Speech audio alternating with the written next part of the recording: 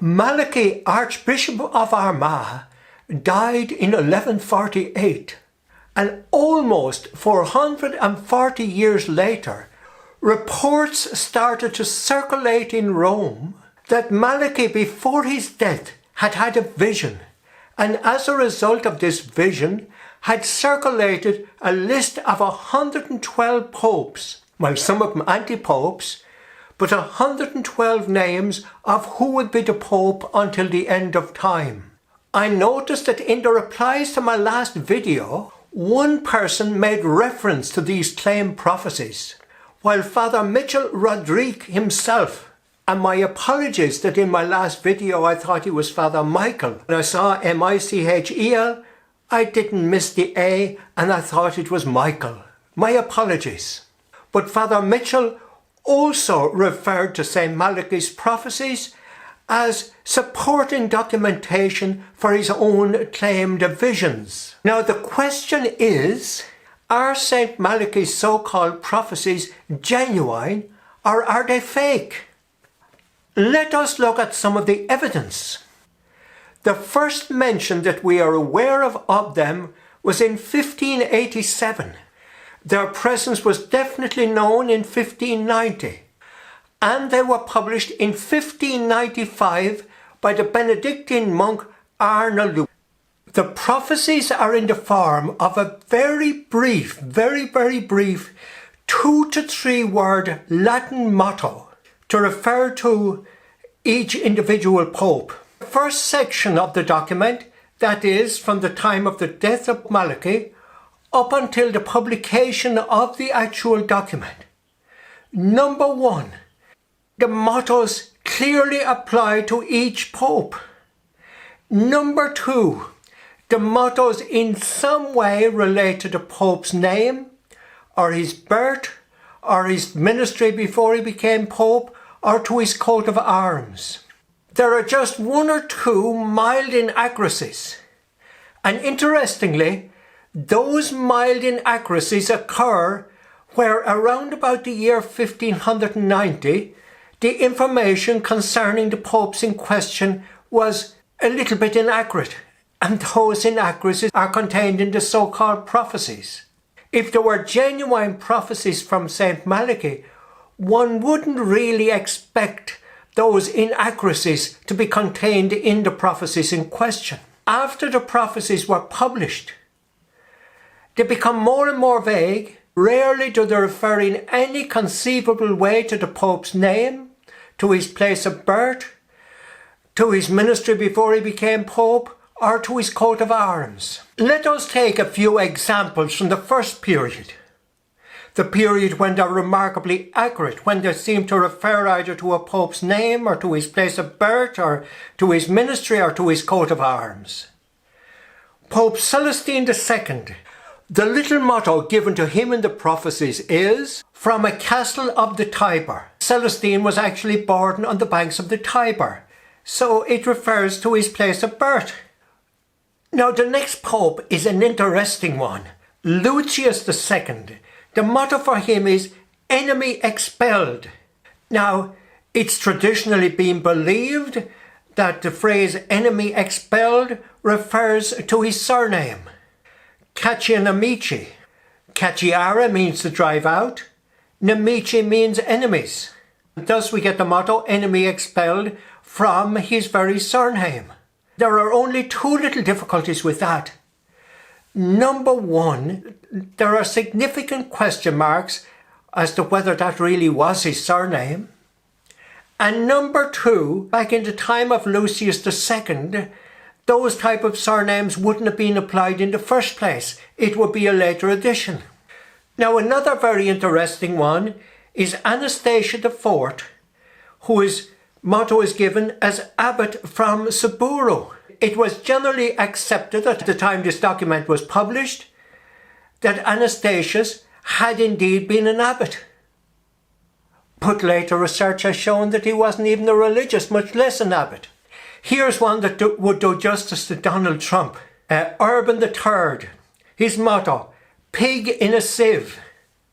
However, when you look at his name, Crivelli, literally means a sieve, and the coat of arms includes both a sieve and two pigs. So pig in a sieve is derived from his name and his coat of arms. Number 12 on the list, Gregory VIII. The motto for him is the Sword of Lawrence.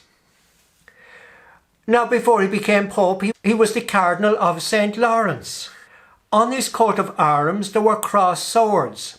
So again, the Sword of Lawrence, perfect example. Number 17 on the list, Gregory IX. His motto is Bird of Ostia.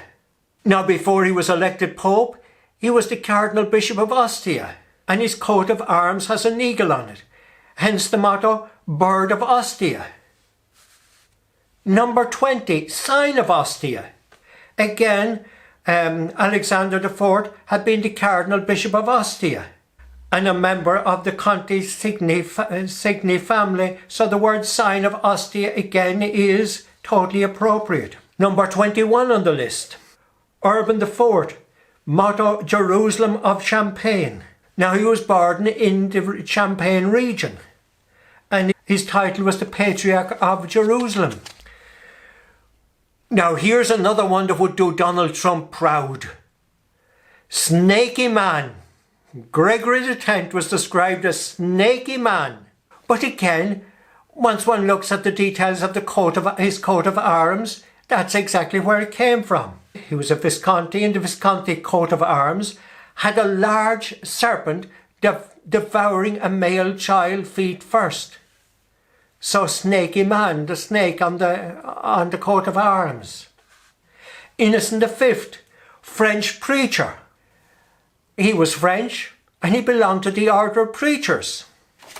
Number 31 on the list, raised out of the desert, Celestine V. He had been a monk in the desert before being elected Pope.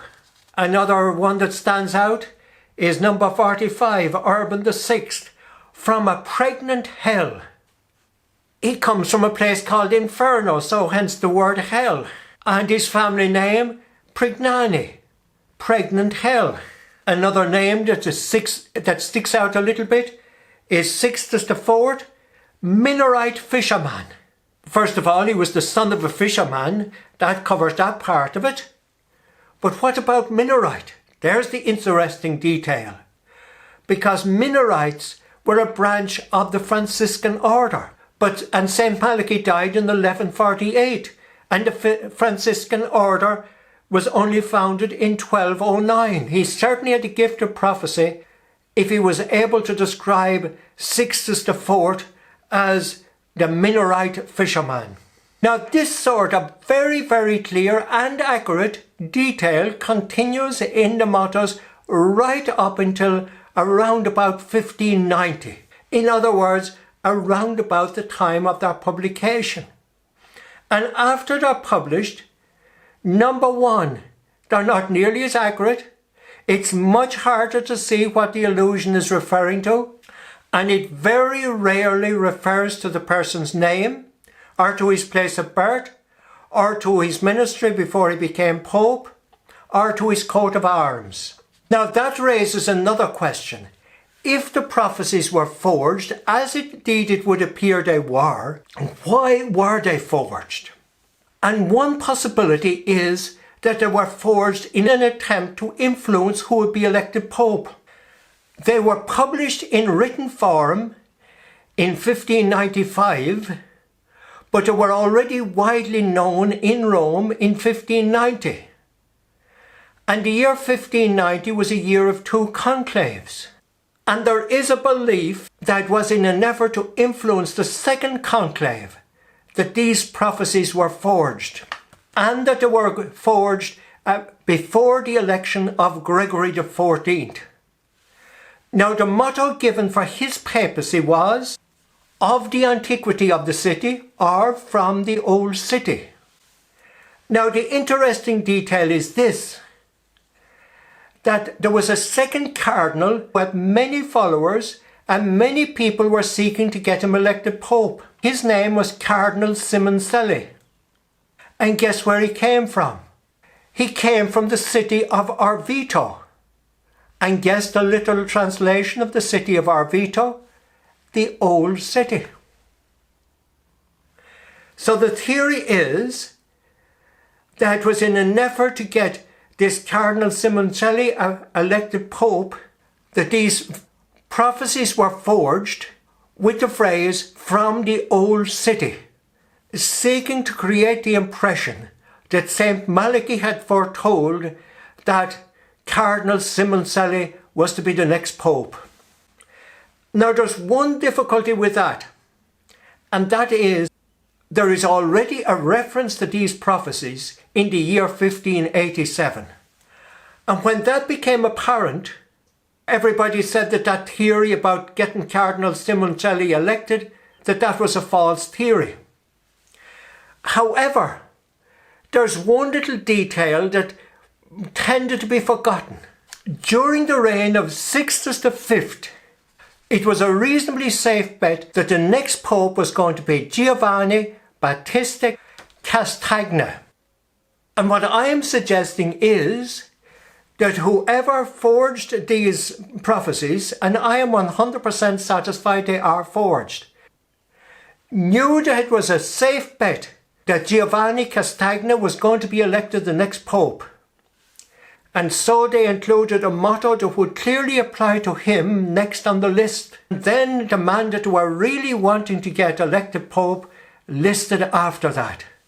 Giovanni Castagna, who became Pope Urban VII, the motto for him is "from the dew of the sky." And he had been Archbishop in Calabria, where sap called the dew of heaven is gathered from the trees. So again, a very accurate motto for him. But what I'm suggesting is that during the reign of Pope Sixtus V, whoever forged these documents realized that Giovanni Castagna was almost certain to become the next Pope. And it was going to lend credibility altogether to the forgeries if they were circulated before he was elected Pope. And that then, after his time, with people more convinced than ever that these prophecies were correct, there was a great chance they would assist in getting Cardinal Simoncelli elected Pope. And I suspect that he believed that there would be time after Giovanni Castagna was elected Pope, that he would be Pope for a few years, and that there would be plenty of time then to promote the prophecies. Now, as it happened, there wasn't time for anything. Sixtus V died of malaria. And malaria must have been then quite widespread in Rome. And while Giovanni Castagna, who took the name Urban VII, was in perfect health on the day of his election, within a few hours he had got sick, and it appears he got malaria also, and in 12 days he was gone. Now, Pope Urban VII may only have been Pope for 10 days, and he was in bed for 9 of those 10 days, but yet he issued one decree that has had quite a significant impact upon church life right down to the present day. He banned outright the practice of smoking in church and the smoking in church porches. He gave a very clear directive to people. They were either to leave the tobacco behind or they were to leave church behind. In other words, if they persisted in the practice of smoking in church or in the church porches, they were to be excommunicated. So he was ahead of his time. He was the first person, the very first person to ban smoking in a public place. And thank God that even though he was only Pope for 10 days, thank God that tradition has come down faithfully from him to the present day. Meanwhile, with Pope Urban's death after just 12 days, the cardinals found themselves unexpectedly back in Conclave. And despite the so-called Malachy prophecies, indicating that the next Pope should be from the old city, which seemed to point to Orvieto, Cardinal Simoncelli still was not elected. And that in fact may give us a good indication of how the St Malachy's prophecies were looked upon in the heart of our church at that particular time. They were disregarded. Incidentally, Cardinal Simoncelli has the distinction of being present for no less than 10 conclaves. There would be another conclave in a couple of years. He was there again. He still wasn't elected. It's possible indeed that the claimed prophecies of St Malachi, instead of helping him, hurt him. Instead of Cardinal Simoncelli from Orvieto, the old city, being elected, instead Niccolò Sfondrati was elected, who took the name Gregory XIV. And those who believe that these prophecies are genuine have had quite a challenge in showing how the phrase from the old city is in any way connected with Gregory XIV. Now, whereas before 1590, it was possible to see exactly how the motto applied to each individual pope, even if sometimes it was based on inaccurate information. After 1590, the motto becomes more and more vague. And while there are about 3 or 4 instances of it appearing to be spot on, in the vast majority of cases, one has to go searching around to see how the motto applies to the Pope in question. And whereas before 1590, the motto very, very often either related to the person's name, to his place of origin, or to his coat of arms. After 1590, it's very, very hard to find any such connections. There is one that has some interest for us here in Ireland, Clement VIII, and the motto given for him was Cross of Romulus. Now, searching around for some possible connection between Clement VIII and Cross of Romulus, there's no connection with his name. Any connection with his coat of arms is very stretched. No connection with his place of birth or where he had been bishop. One of the few things they could come up with was that in some way it related to the war between Ireland and England, between Catholics in Ireland and the Protestants in England. Now, number 78 on the list would again do justice to Donald Trump, Leo XI. The motto for him is Wavy Man. Clearly it's in no way connected to his name. Neither does it in any way correspond to his coat of arms, nor to his place of birth. The only thing that those who claim the prophecies are genuine could point to is that he was only there for a very short period. He passed like a wave. So in that sense, wavy man. But his wasn't the shortest period by any stretch of the imagination. Of the popes listed, that honour fell to Pope Urban VII, that we have previously mentioned, who lasted just 12 days. Take another one, Gregory XV. The motto given for him is In the Trouble of Peace. And those who claim that these prophecies are genuine, the genuine work of St Malachi, have yet to come up with a possible connection between the motto In the Trouble of Peace and Gregory XV. No connection with his name, no connection with his place of birth, no connection with his ministry, no connection with his coat of arms. Another interesting one is Benedict XIV. The motto for him is Country Animal. Again, no connection to his name, no connection to his place of birth, no connection to where he ministered, no connection to his coat of arms. Those who claim the prophecies are genuine, the best that they have able to become up with is that he was like a plodding ox. Another one, Clement XIV, Swift Bear. Again, no connection with his name, no connection with his place of birth, no connection with his place of ministry, and very unlikely that there's any connection with his coat of arms. Yet another one, Pius VII. His motto is Rapacious Eagle. Now again, no connection with his family name, no connection with his place of birth, no connection with his place of ministry, no connection with his coat of arms, and the only thing that those who uphold these prophecies can point to is that while he was Pope, Napoleon was Emperor, and that on his coat of arms there was an eagle. Let us look at the very last of the prophecies. There are a total of 112 in all, representing popes and a few anti-popes. Now, number 111 is Benedict XVI. Now, if he is number 111, and there are only a total of 112 on the list, where does that leave us? Does it not leave us that our present Pope, Pope Francis, is number 112? In the traditional reading of these prophecies, number 112 is Peter the Roman. Now, in what way could Pope Francis be described as Peter the Roman? And that would imply also that Pope Francis is the very last Pope. That creates a little bit of difficulty, doesn't it?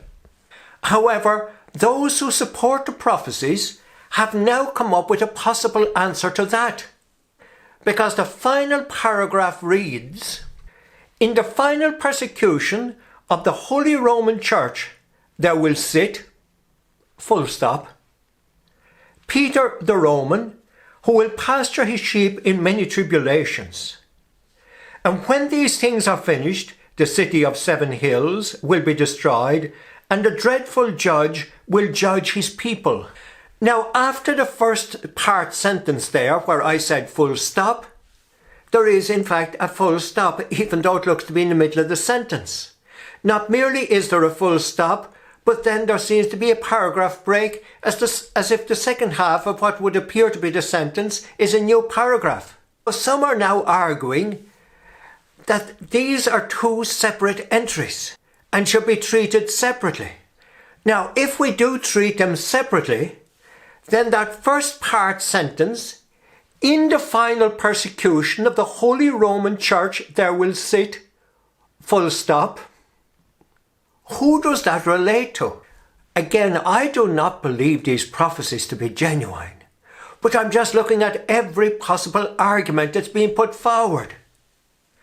And one argument that's being put forward is that that part sentence, "In the final persecution of the church there will sit," full stop, that refers to one or more popes between Pope Benedict and the final pope.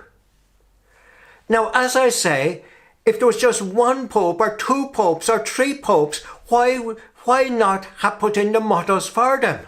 It would only make sense if the writer of these supposed prophecies wasn't going to have room for all the popes that were to exist between Pope Benedict and the final pope. So that's a bit of good news, isn't it? That even if these prophecies are genuine, which they're not, it would appear that there are so many popes between Pope Benedict and the final pope, Peter the Roman, that whoever was the author of the prophecies just wasn't going to have room to fit them all in. So if that is the interpretation, the good news is, folks, we're not just at the end quite yet. Meanwhile, sincere thanks for watching this video. If you found it helpful, do please give it a thumbs up. If you have any questions, put them in underneath and I'll try to answer them. Meanwhile, may God's blessing go out to you. May you know that at this very, very moment, Jesus is right there with you. May His love be poured into your heart, and may you receive the grace of a total surrender to Him, of a total surrender of every worry, of every fear, of every care, of every annoyance, of every frustration.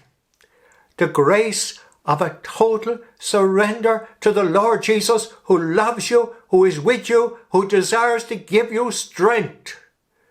And may His blessing go with you in the name of the Father and the Son and of the Holy Spirit. Amen.